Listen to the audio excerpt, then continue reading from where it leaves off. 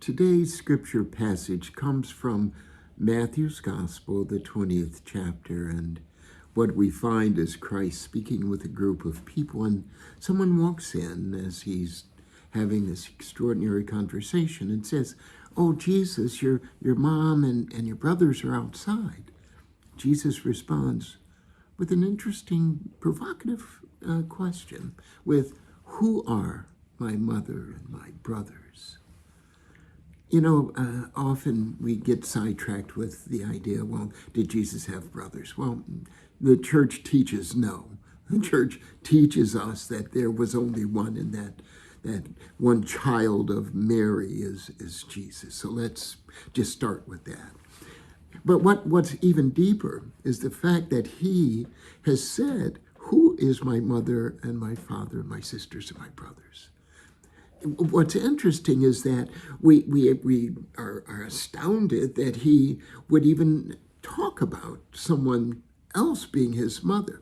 But I think what's deeper here is that Christ is now elevating every single one of us to be on the level of his mother and his brothers and his sisters, that we are all a part of his family. You see, that's, the real hidden idea that's not so hidden. If we are all Christ's mothers and brothers and sisters and fathers and all of this, then that makes every single one of us family.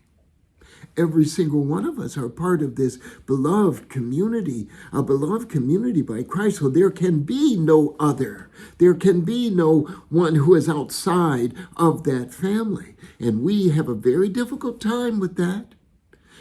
Christ, even last Sunday, was talking about community when he said that there was this landowner who gathered those to work for him, and he had this agreement with those who worked first that they would be paid a fair daily wage. And then he went out and he found others, and after a while there were those who only worked for the last hour. And when Christ paid them, he paid them in reverse order. And he paid those who came last the same as he was paying those who came and worked first.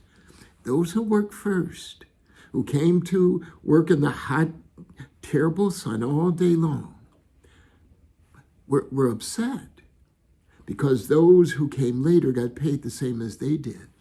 See, the problem is they should have celebrated those who did not have to do all that they did. But no, they were jealous and envious and didn't truly understand how God thinks. God has elevated every single one of us, every single human being, on the same level. We are all children of God. We belong to one community, the community of God. And the moment that we begin to resist that is the moment we begin to criticize God for his very creation.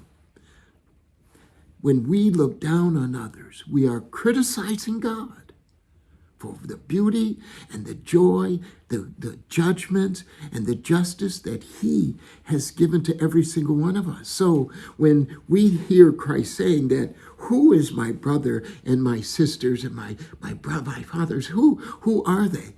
It is every single one of us, all of us, including you. So how do you then look at others? As the mothers and brothers and sisters of Christ? Or do you look at them as other?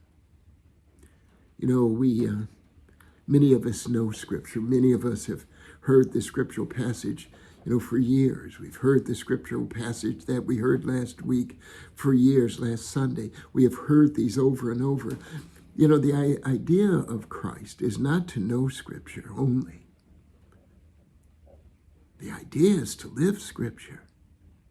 Every single day, we are to live Scripture every single day. And then that's the day that we can wake up and believe and trust and expect and find great joy in saying to all of our sisters and brothers, "Lord, what are we going to do today